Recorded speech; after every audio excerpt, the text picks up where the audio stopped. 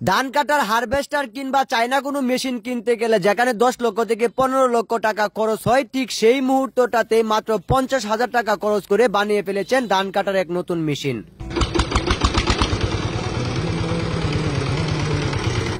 এমন মেশিন আবিষ্কার করে রীতিমতো এখন তাক লাগিয়ে দিয়েছেন এলাকায়।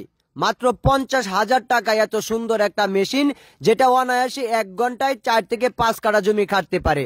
মাত্র 1 লিটার তেল দিয়ে এত জমি কাটার পর এই মেশিনটা এখন আলোড়ন সৃষ্টি করেছেন এলাকাতে।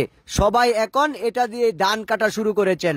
হারভেস্টার কিনতে গেলে যেখানে 10 থেকে 15 লক্ষ টাকা প্রথম জমা দিয়ে 35 থেকে 40,000 টাকায় হারভেস্টার কিনতে হয়, ঠিক 50,000 টাকায় তার ব্যতিক্রম নয়। আর এমন ঘটনা ঘটিয়েছেন ময়মনসিংহের হালুয়াঘাট উপজেলার 7 নং সাকুয়াই ইউনিয়নের কাদির মিয়া। ছোটবেলা থেকেই মেশিনের প্রতি একটা টান ছিল তার, আর সেখান থেকে এখন উদ্ভাবিত হলো এমন একটা মেশিন। তার ভাষ্য, সে আসলে ছোটবেলা থেকে মেশিন নিয়ে কাজ করে। তার একটা পাওয়ার টিলার ছিল, আর সেই পাওয়ার টিলারটা এত বছর মানুষের জমি চাষাবাদ করেছেন, কিন্তু পরক্ষণে যখন সেটা অকেজু প্রায়, ঠিক সেই মুহূর্তটাতে সামান্য পাওয়ার টিলারটাকে বানিয়ে ফেলেছেন প্রায় 10 লক্ষ টাকার মেশিনের সমান। আসলে এর কার্যকারিতা দেখলে আপনিও অবাক হবেন। এটা আসলে খুব দ্রুত গতিতে চলতে পারে, আর এই দ্রুত গতিটাই এই মেশিনের সব থেকে বড় পাওয়ার। কারণ ঘন্টায় যেটা 4 থেকে 5 কাঠা জমি অনায়াসেই কেটে ফেলা যায়, আর সেটাও স্বাচ্ছন্দ্য সহকারে।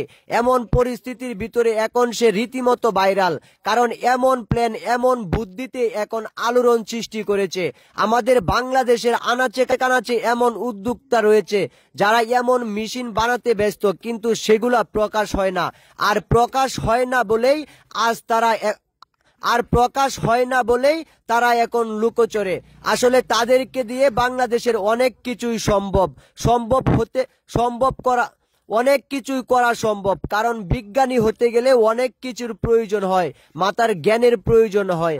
আর সেই জ্ঞানটা কাজে লাগিয়ে এখন রীতিমতো সে একজন বিজ্ঞানীতে পরিণত হয়েছে। কারণ সামান্য বুদ্ধিতে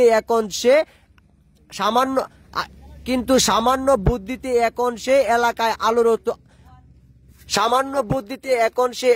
আলোড়ন সৃষ্টি করেছেন। কারণ সবাই এখন তার কাছে আসে ধান কাটার জন্য। ধান কাটার সিজন যখন চলে আসে, ঠিক সেই মুহূর্তটাতেই সে ভাইরাল হয়ে যায়। কারণ এই মেশিনটার কার্যকারিতা হলো ধান কাটা আর গম কাটা। এই দুইটা জিনিসের জন্যই কাদির মিয়ার রীতিমতো এখন ভাইরাল। এখন হচ্ছে ধানের মৌসুম, আর এই ধানের মৌসুমে তার প্রায় লক্ষ লক্ষ টাকা ইনকাম হবে। সে এখন স্বাবলম্বী। আসলে কয়েক হাজার টাকা খরচ করে যেখানে এখন সে লক্ষ টাকার মালিক বনে গেছেন, তাকে আসলে আমরা কি উপাধি দিব? তাকে দিয়ে অনেক কিছুই সম্ভব করানো সম্ভব। কারণ তাকে এমন উদ্যোগ নিতে,